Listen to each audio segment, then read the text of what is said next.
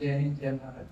जैसे आप जानते हैं मेरा टॉपिक है recovery of business deeply without losing money. अब सवाल ये आता है हम कई बार बहुत पेमेंट हम सेल्स कर देते हैं, बहुत सारी सेल्स कर देते हैं, हमारी पेमेंट अटक जाती है और हम ये सोचते हैं कि उस बंदे को हम फोन नहीं करेंगे या हेजिटेशन पे हम ये सोचते हैं कि हम फोन करेंगे रिलेशन खराब हो जाएगा। तो बेसिकली सेल्स तो पेपर में बहुत अच्छी लगती है, लगता है कि हमने बहुत कुछ अचीव कर लिया, और असल में हमारा जो मेन बिजनेस जो चलता है वो कैश फ्लो पे चलता है। तो आपको मैं कुछ ऐसे टिप्स देना चाहूंगा जिससे आपका कैश फ्लो बना रहे, क्योंकि कैश फ्लो जो है वो बिजनेस की बैकबोन है। अगर कैश फ्लो नहीं होगा तो आप परेशान होंगे, इधर फोन करेंगे उधर फोन करेंगे।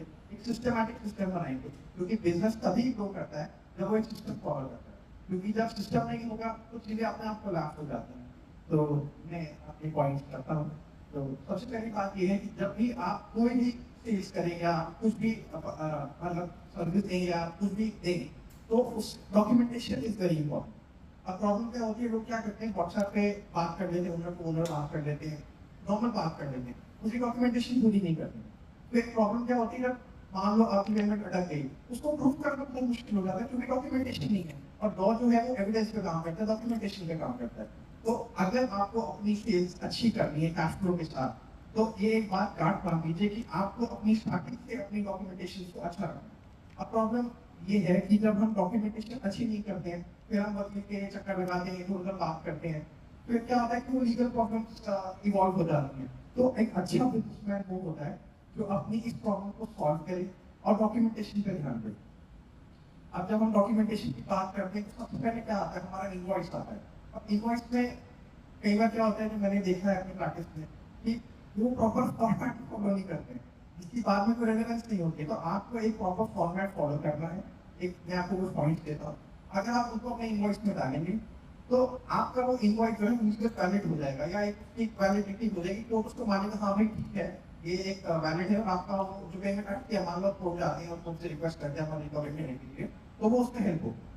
तो सबसे पहली बात जो है आपको अपने उसमें देखना है कि जो आप जिसको बेच रहे हैं सर्विस या प्रोडक्ट, उसका नाम और डिटेल बहुत जरूरी है, वो सही लिखना है। क्योंकि मेरा एक पर्सनल केस था, मेरे पास एक क्लाइंट आया, उसने ये कहा कि नहीं नाम गलत था, इसलिए बहुत मुश्किल हो गया उससे रिकवरी करवाना, और अभी वो मेडिसिन कर रहा है। तो सबसे जो इम्पोर्टेंट है कि उस बिजनेस ओनर का नाम और सही उसमें लिखा होना चाहिए। दूसरा, आपकी डिटेल सही होनी चाहिए, क्योंकि क्या होता है कि इसमें मैं आपको छोटी सी स्टोरी बताता हूँ कि कैसे प्रॉब्लम्स इवॉल्व हो जाती है, कानून काम करता है। तो इंग्लैंड में क्या होता था कि बहुत टाइम पहले एक रूल निकला कि जो गाड़ियां होती हैं, यानी जो हॉर्स कैरेजेस होती हैं, उसमें 4 हॉर्स कैरेजेस नहीं चलेंगे, यानी 4 घोड़े वाली जो घोड़ा होती है वो लंदन में नहीं निकलेगी। तो एक स्टेट होता है और उसको उसका जो घोड़ा गाड़ी है उसको कन्फेस पुलिस पकड़ लेती है, वो कोर्ट में जाता है और कोर्ट में बोलते हैं कि देखो मैंने तो रूल फॉलो करा है। वो कहते हैं कैसे, बोला आपने 4 हॉर्स की बात कही पर मेरी 4 4 घोड़े नहीं है, 3 घोड़े एक घोड़ी है। तो कहीं ना कहीं आपने देखा उसको खोल निकालते हैं। तो अगर आप अपनी डॉक्यूमेंटेशन फॉर्म करते हैं तो लूप होल बच जाता है। दूसरी बात ये है कि अगर एक मैं आपको एक और सजेशन देना चाहूंगा कि आप उसमें एक प्रॉपर अपने इनवॉइस में एक प्रॉपर एक कंटेंट डालिए। वो क्या है, जुरिडिक्शन, कि हमें जो भी हमारे इसमें डिस्प्यूट होगा, इसको हम एडीआर यानी अल्टरनेट डिस्प्यूट रेजोल्यूशन मेथड के थ्रू सॉल्व करेंगे। एडीआर क्या होता है, जैसे एक आप कोर्ट चलेगा, आपकी रिकवरी आप कोर्ट चलेगा, उससे पहले आप क्या कर सकते हैं, या तो आर्बिट्रेशन कर सकते हैं या फिर मीडिएशन में जा सकते हैं, नेगोशिएशन कर सकते हैं, आप वो काम कर सकते हैं। सबसे बड़ा जो लीगली आपके पास एक राइट है जो लोगों को नहीं पता है, अगर आपका बिजनेस या जो भी आपका बिजनेस है अगर वो एमएसएमई में फॉल करता है, तो मैं आपसे रिक्वेस्ट करूंगा प्लीज उसको एमएसएमई में रजिस्टर करवाइए। एमएसएमई का उद्यम पोर्टल है, उसमें आप उसको रजिस्टर कराएंगे तो आपको बहुत सारे राइट्स मिलते हैं। राइट सबसे बड़ा क्या मिलता है कि बेसिकली जो लेजिस्लेशन है वो समझता है कि छोटा बिजनेस जो है, माइक्रो मीडियम और स्मॉल इंटरप्राइज जो है, उसको कैश फ्लो की बहुत दिक्कत होती है। तो उन्होंने कुछ राइट्स दे रखे हैं, जब भी आप इसको पेमेंट करते हैं और वो 45 डेज का उसने टाइम लिमिट सेट कर कि अगर वो 45 डेज में आपको नहीं देती पेमेंट तो उस पर पेनल्टी लगेगी। और वो पेनल्टी जो है वो बहुत हेक्टिक है। वो पेनल्टी कुछ इस तरह से जो बैंक पे रेट चल रहा होगा आरबीआई का, उसका हाँ उसका उसका 3 टाइम्स जो है कंपाउंड इंटरेस्ट पे मतलब आपका जो रिकवरी हो अमाउंट होगा। जैसे अभी तो रेट चल रहा है वो 5.25 चल रहा है, एंड जब हम अगर उसको मल्टीप्लाई करते हैं तो 15.75 का वो इंटरेस्ट बनता है। अब जो मेरा हमारा जो दूसरा टॉपिक है कि कैसे हम अपने क्लाइंट लूज नहीं कर सकते, क्योंकि कि बात रही थी आपने अपना डॉक्यूमेंटेशन पूरा कर लिया, सब कुछ कर लिया, अब एक हेजिटेशन फिर भी है कि यार रिलेशन खराब हो जाएगा, तो उसको बचाने का सबसे अच्छा तरीका ये है कि कम्युनिकेशन। जैसे अभी बात हो रही थी सेल्स के बारे में या रिलेशन के बारे में, तो जब तक हम अपनी रिलेशन को यूज नहीं करेंगे तो उसका कोई फायदा नहीं है। आप सबसे पहले अगर मान लीजिए पेमेंट अटक गई, तो आप उससे डायरेक्टली बात कीजिए, प्रैक्टिकल सॉल्यूशंस पे बात कीजिए। आप ये जानिए कि क्या इशू है, क्या कोई जेन्युइन इशू है। अगर वो जेन्युइन इशू है तो एक प्रैक्टिकल सॉल्यूशन दीजिए, क्योंकि जब तक आप प्रैक्टिकल सॉल्यूशन नहीं देंगे तो सामने वाला भी आपको उस वे में नहीं लेगा। अगर आप प्रैक्टिकल सॉल्यूशन देते हैं, उसको थोड़ा बहुत उसको समझते हैं, तो आपको जो प्रॉब्लम होगी क्योंकि आप उस प्रॉब्लम में हेल्प करेगा। अब उसमें आप क्या कर सकते हैं कि अपना मतलब आप उसको बता सकते हैं कि देखो भाई मैं जो है उनसे जीतना नहीं चाहता, रिलेशन मेंटेन करना। तो जब रिलेशन मेंटेन होगा तो बिजनेस भी अपने आप ग्रो करेगा। अब सबसे बड़ा इशू जो होता है लोगों का, या जो मैं बिजनेस देखता हूँ कि वो क्या करते हैं, उनको लॉ के बारे में पता ही नहीं है। क्योंकि हमारा जो लॉ है वो ये मानता है कि आप सबको लॉ के बारे में पता है, क्योंकि there is no excuse of law, कि आप कोई भी काम कर रहे हैं तो ये एज्यूम किया जाता है कि आपको कानून के बारे में पता होगा। तो इट इज वेरी इंपॉर्टेंट कि आप अपने आप को अवेयर करें कि क्या आपके राइट्स हैं, क्या आपकी ड्यूटीज हैं, क्योंकि जब तक आप राइट्स और ड्यूटीज को अवेयर नहीं होंगे तो आपके नुकसान झेलेंगे और कानून के खिलाफ आपकी मदद नहीं कर पाते।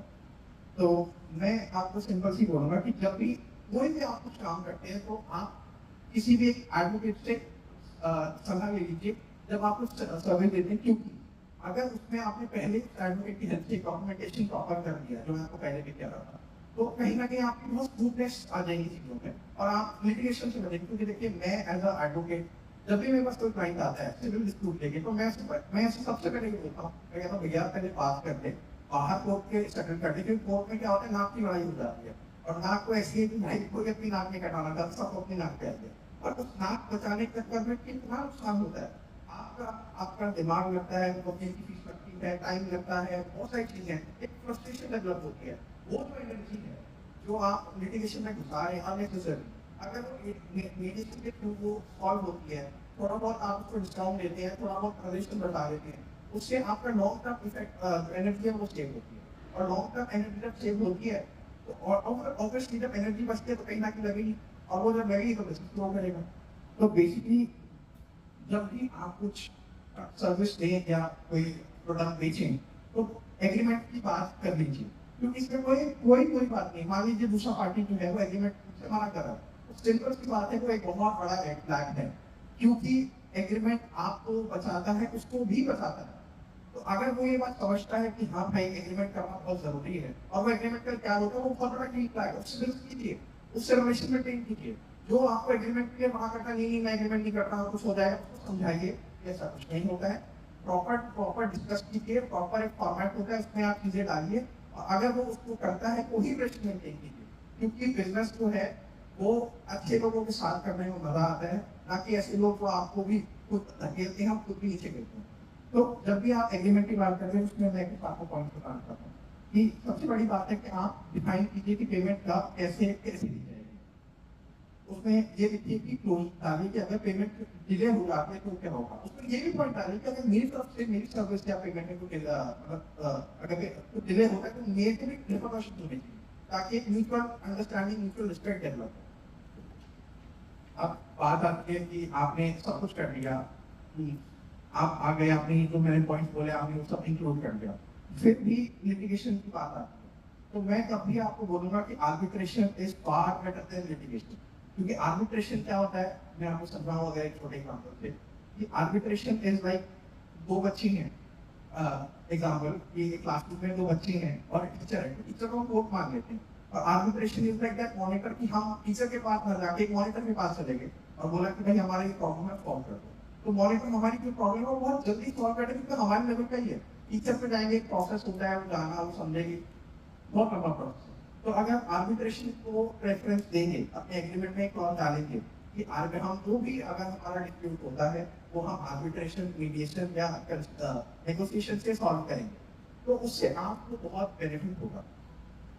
जब आप ये काम करते हैं, आर्बिट्रेशन क्लॉज डालते हैं, तो उसमें आप एक काम कर सकते हैं। उसमें आप क्या काम कर सकते हैं कि जो एसेंशियल एग्रीमेंट में पॉइंट्स होते हैं कि हम जैसे स्कोप ऑफ वर्क क्या है या प्रोडक्ट की हमारी स्पेसिफिकेशन क्या है, ये सब भी डाल सकते हैं। साथ में अपने इनवॉइस में आप एक क्लॉज डाल सकते हैं कि goods and services supply subject to our standard terms and condition. ये आप अगर पॉइंट डालते हैं कि स्टैंडर्ड टर्म्स एंड कंडीशन, ये हमारी कुछ कंडीशन है। कंडीशन मैंने आपको बताया कि हम ये मैटर आर्बिट्रेशन या नेगोशिएशन या मीडिएशन से हम इसको सॉल्व करेंगे। ये आप डाल सकते हैं अपने इनवॉइस के अंदर, और डाल सकते हैं कि any dispute shall be resolved in accordance with dispute, sorry हाँ हम ये डाल सकते हैं जो मैं आपको बता रहा था।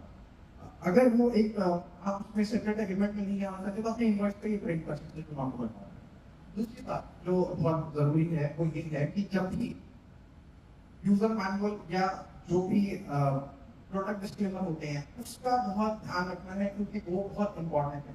क्योंकि कई बार क्या होता है हम जल्दबाजी में हम यूजर मैनुअल नहीं करते हैं या हम डिस्क्लेमर नहीं करते हैं, उससे क्या होता है कि अगर मान लो उससे हमारी सर्विस इफेक्ट होती है तो जो हमारी हम उसमें क्लेम नहीं कर सकते अगर हमारी सर्विस इफेक्ट होगी, क्योंकि जैसे उसमें अगर इंस्ट्रक्शन लिखा है मेंटेनेंस को इससे मेंटेन करना, आपको वैसे मेंटेन नहीं करा, तो अगर आपको उसके बाद कोई कंप्लेंट आती है तो फिर वो एक ग्राउंड बनता है कि जी आप हमने आपको पहले लिख के बताया था कि ऐसे करना है। अगर आप ऐसे नहीं करेंगे तो हमारा कोई लाइबिलिटी नहीं है। सेम आपके लिए अगर आप कोई बिजनेस करेंगे या कोई अगर सर्विस या कोई गुड्स सप्लाई करे तो आप अपनी टर्म्स एंड कंडीशंस, मेंटेनेंस की, स्टोरेज कंडीशंस, ये सब बिल्कुल बहुत अच्छे से मेंशन करेंगे ताकि इजीली आप कल को अपने आप को बचा सके। क्योंकि क्या होता है कि मान लो क्लाइंट ने आपसे आपका बहुत सारा प्रोडक्ट ले लिया और वो बोलता है कि नहीं प्रोडक्ट खराब है, मैं आपको पेमेंट नहीं करूंगा, मैं ये करूँ, तो आप इस क्लॉज को उठा सकते हैं कि देखो मैंने बोला था मेंटेनेंस ऐसे होगी, तूने ऐसे नहीं करा, तो एक वैलिड ग्राउंड बनता है फॉर आर्बिट्रेशन और मीडिएशन। कल को वो बात चलो मान लीजिए वो ये बात नहीं मानता कि मैं नहीं मानता,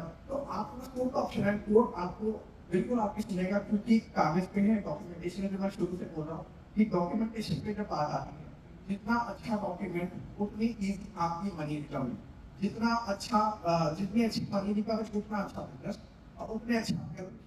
तो एंड में मैं बस आपको यही बोलना चाहूँगा कि बिजनेसेस सिस्टम से चलते हैं, सिस्टम डेवलप करने पड़ते हैं, और जब जितने अच्छे सिस्टम, जितने ऑटोमेट सिस्टम उतना अच्छा बिजनेस, और जितना अच्छा बिजनेस उतना अच्छा सोसाइटी, क्योंकि सोसाइटी तभी ग्रो करती है जब बिजनेस ग्रो करते हैं।